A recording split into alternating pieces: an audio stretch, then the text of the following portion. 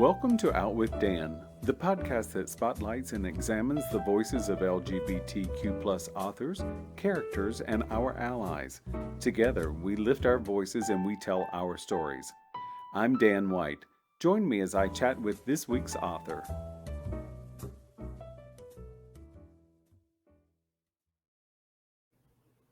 Hello, and welcome back to Out with Dan. I am so excited that I get a chance to talk to my buddy Michael Scott Garvin about a couple of books he's written.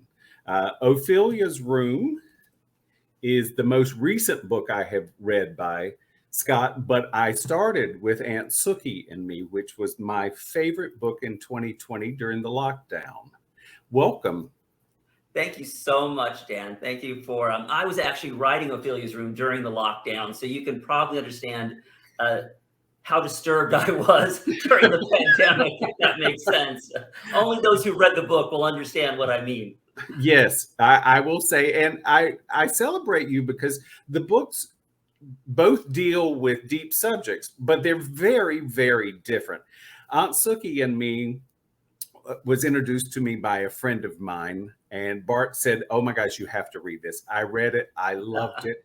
We both aspire to be Aunt Sookie as we age, so I love that.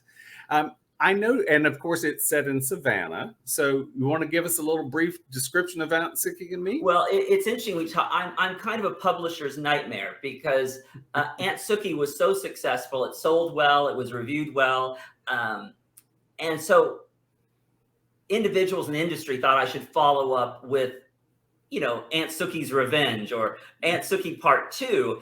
Instead, I threw them a curve and I released Ophelia's Room, which couldn't be further from the genre of Aunt Sookie Me. And I've always written for myself, if that makes sense. I'm not necessarily writing for readers. And I remind myself that Truman Capote, my favorite writer, wrote Breakfast at Tiffany's, and he also wrote In Cold Blood. Absolutely. So that's how I've given myself a little bit of a pass. And the fourth book that's coming out is equally just quite different. So again, it doesn't make it easy to market books because you get readers that are reading a sweet Southern satire like Ophelia's Room, and then, like Aunt Sookie Me, and then you surprise them with a psychological thriller like Ophelia's Room. To your question though, Aunt Sookie is a Southern Gothic kind of a satire of a cantankerous old woman with a who's come into housing quite an interesting young girl in the South, Savannah, in the late 60s, which was a turbulent time. And without ruining the story, as you already know, the young girl Poppy has some she's a peculiar young girl, and I won't go any further than that. And that's where Aunt Sookie begins. I loved it.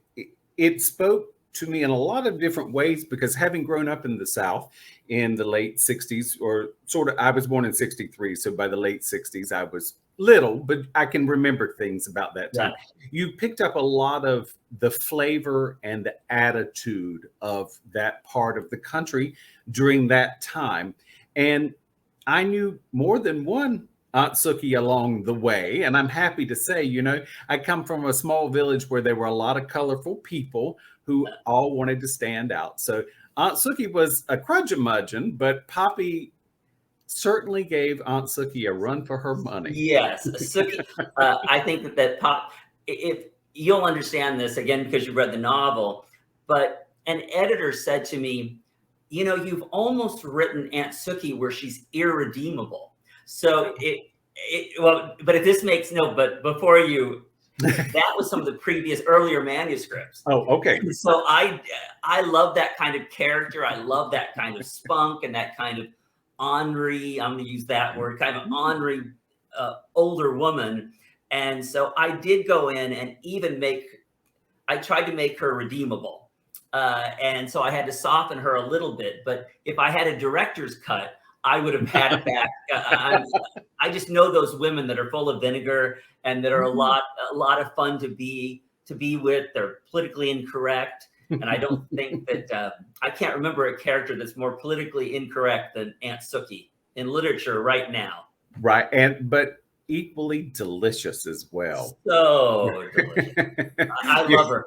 And again, I never really ever intend to write a part two to any novel, uh, but of all four novels, that is the character that if I wanted to revisit, she so reminds me of these bouffanted church ladies that I was raised around in the Pentecostal churches as a gay man. I remember as a young gay boy, I remember just looking up at these women with these marvelous uh, hair, teased hair. You even see that in Ophelia's room and the Yes. first novel, the debut novel, A Faithful Son. These glorious women that would walk around with, aquanet hair and blue eyeshadow, uh, and I just loved capturing that memory of my past. I love it and I celebrate that a lot. It's just amazing. And as you say, you certainly went a different direction. I was so excited about Aunt Sookie and Me that I said, well, when I was starting this podcast, I said, I wonder if Scott has another book. So that's when I ran into Ophelia's room, and it is really quite different. But one of the things that I told you before we were recording is I find that so often in books that are written by gay people, mental health is a difficult subject to tackle. And it's one that I find a lot of people don't want to deal with. But I felt like in Ophelia's room, you dealt with it directly and lovingly. And it was a very compelling read to find out what happens.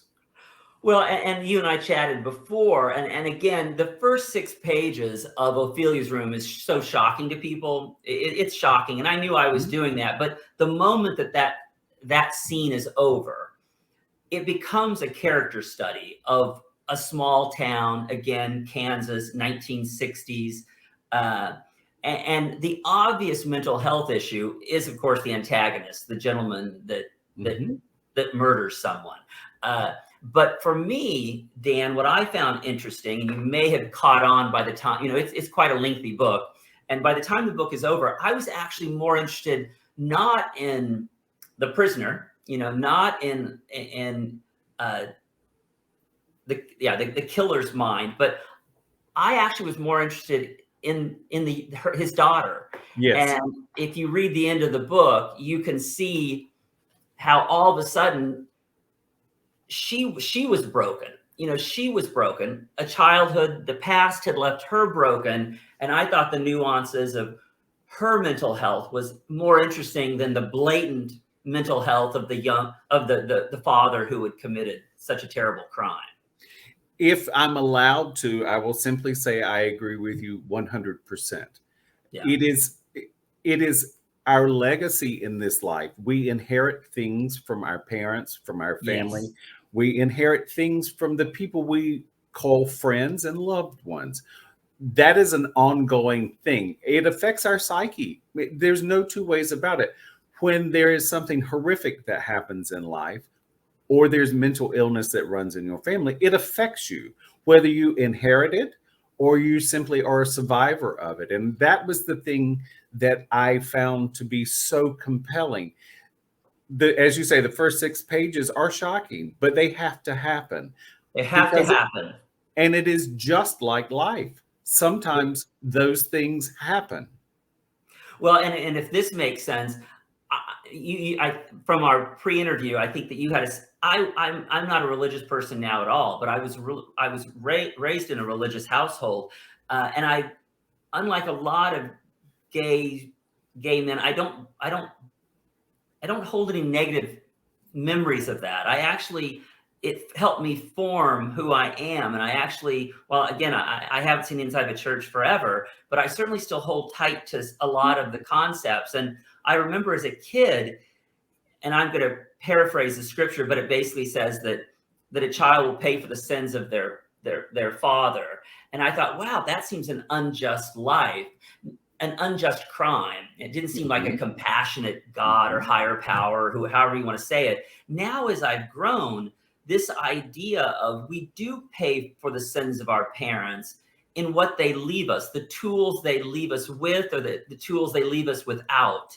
And I think that Delia in Ophelia's room was left, while it's very subtle and it's an undercurrent, she was left broken by that childhood. And I enjoyed exploring that. Again, her father's crimes were, that's the psychological thriller part of the book, but it's truly a character study by the time you're done. And I'm really proud of it, even though those people that read Aunt Sookie, you know, I do book clubs about once a month, and I would Zoom them during the pandemic. And it would be these lovely women dressed up in Southern hats, drinking mint juleps, because that's what the book clubs would do. I knew that when Ophelia's room was released, that those women were going to drop, you know, their bloomers, because they weren't going to be ready for what I delivered. And I'm having a little bit of a chuckle about it, because I've since heard from some of them. So I'm curious. They didn't get Aunt Sookie Part 2. Let's put it that way. Were you invited back to discuss Ophelia's room? My phone has gone quiet. No, I'm kidding. They're all lovely, and it's been. But again, you know, the first novel, A Faithful Son, is gay literary fiction, and so I was more interested in prose writing. I like the rhythm of a sentence or the cadence of a paragraph. I wanted something lyrical. And so again, that's more prose driven. And then when Aunt Sookie came out, that's very dialogue driven. I knew I wanted biting, funny dialogue. So each novel has kind of tested a reader.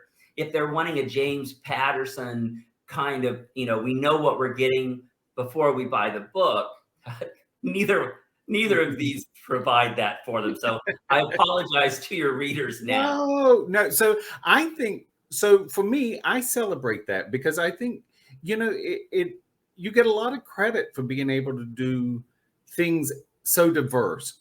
It's, you know, it is you say there are authors who write the same thing. You know, it's going to start with this and end with this, and there's going to be some of the same similarities in the middle. And that's okay, because that's what a lot of people want. I celebrate the diversity. So in a lot of ways, Ophelia's Room to me is a large love story. It is, as you say, it's really character driven, but it's a love story on so many different levels. You have Charlie's parents, who I joked about earlier, Roy and Thelma, are just the Bickersons. Yeah. But they have their own kind of love. And they find lots of things about themselves as they're aging. And that's what we all should be doing, at least in my estimation. And hopefully that is what we do. We learn about ourselves. Well, and I think, again, we were chatting earlier that I think there's a line in Ophelia's room that Charlie, that's the young husband, and his wife is Delia. The line is something to the effect that he paid the price of loving something broken. Yes.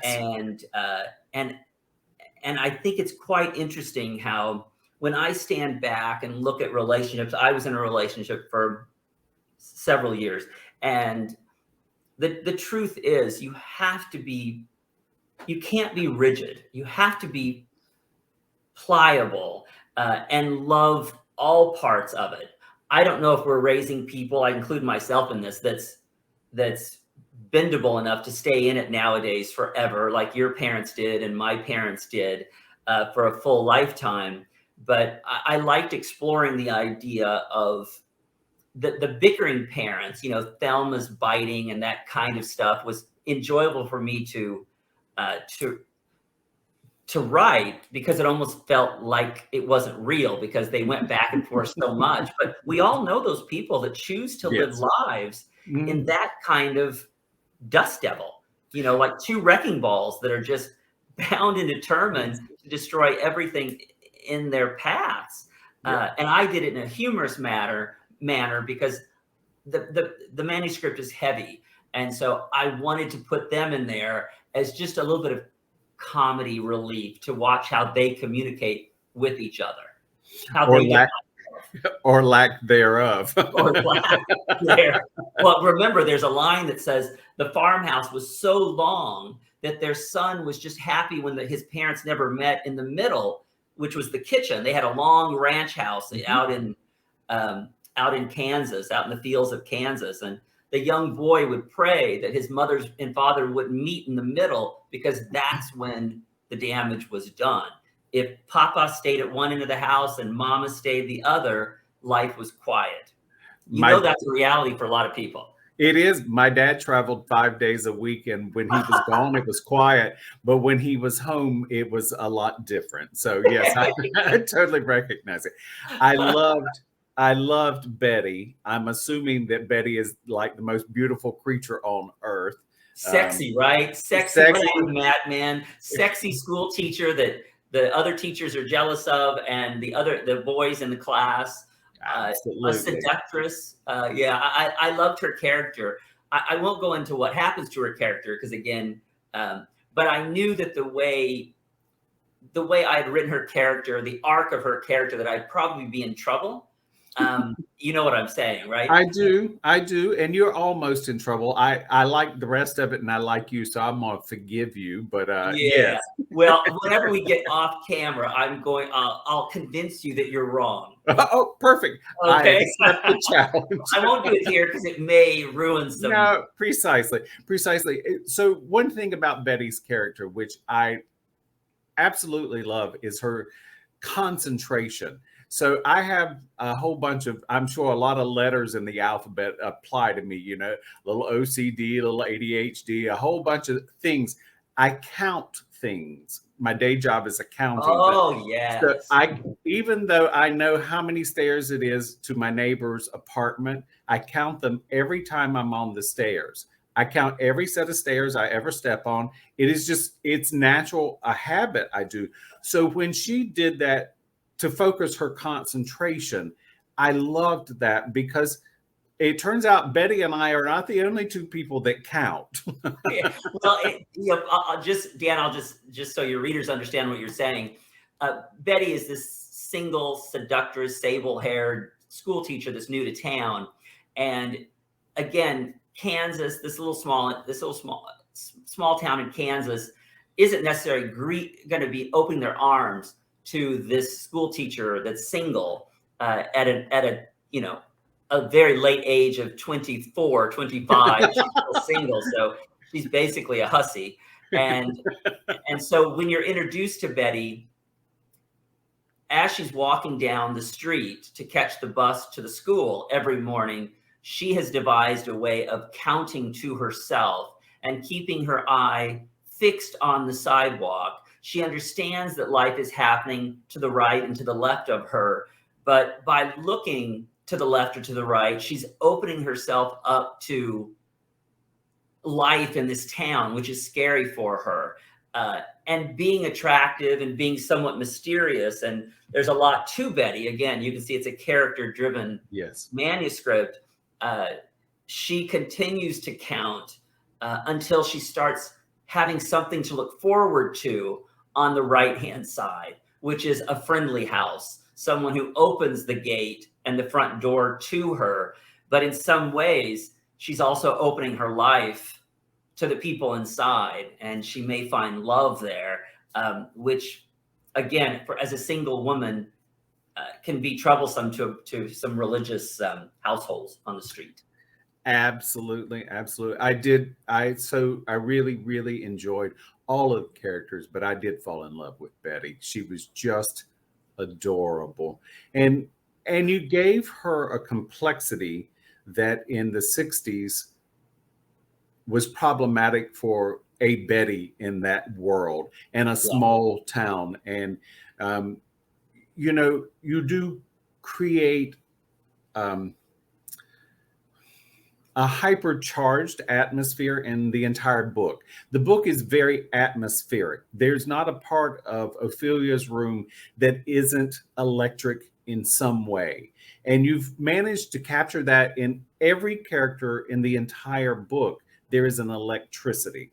And that is something that is just beautiful about Ophelia's room.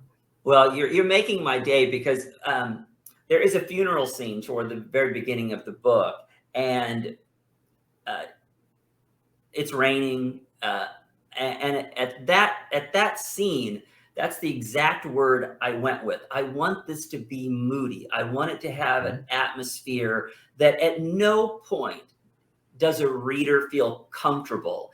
Even with the nicest of characters, we all have, to use a cliche, we all have those skeletons. We all have those blemishes in life. And so even the sweetest of characters, the nuns, the nuns at the bingo hall, you find out that everyone has an edge. And so, again, the first 6 pages of the book, I keep telling my friends and the nice ladies that read Aunt Sookie that get past that. And then all of a sudden, you're kind of, you're submerged in these characters that all have edges. And I've got to tell you that even with those edges, I love every one of them. Their imperfections are what make them so damn yummy. And by the way, I like that about people. As a kid growing up, especially being gay and going out to the clubs, those beautiful boys, the beautiful men that looked like they had it easy would interest me, because I wanted to be that. I wanted to fit in there.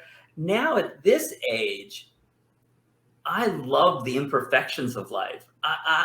Those people that have battled issues, not something that came easy, not someone that always had it easy. That doesn't interest me anymore. I like the people that have stamina. Yes, and battle scars, because they're still here because we see the battle scars, and that's what that's what got them through. Go ahead. I just found this book so delicious, and I'm going to say, if the first 6 pages doesn't suck you into reading this book, don't call me. Well, I really appreciate it. As a writer, and I'm sure you know this better than anyone because of the podcasts you do, I am so blessed that my books have found a home, and I'm a self-published writer. And so the fact that they've sold like they have is a blessing. I'm a designer and a home builder by trade. And I never in 100 years thought that I would be blessed with a second career like this. And so every day when I speak to someone that's read the novels, it's just I realize it's a blessing. I'm kind of living this dream that I never thought I would get to. I didn't think I'd be able to live it twice because, again, I've got a successful career. So, yeah, I really appreciate your time. I appreciate you inviting me. Thank you so much for joining me. And if you'll hang on, I will be right back. Thank you for joining me with Out with Dan. And it was wonderful having you, Scott. And I look forward to talking to you again. Thank you so much, Dan. And thank you to your listeners. Thank you. Thank you for joining me for this week's episode of Out with Dan. You can find more information about this podcast and its host at outwithdan.com, on Twitter at OutWithDan, and on Instagram and Facebook at GoOutWithDan. This podcast is hosted by Authors on the Air Global Radio Network, and the theme music is provided by bensound.com. Join us again soon for the next episode of Out with Dan.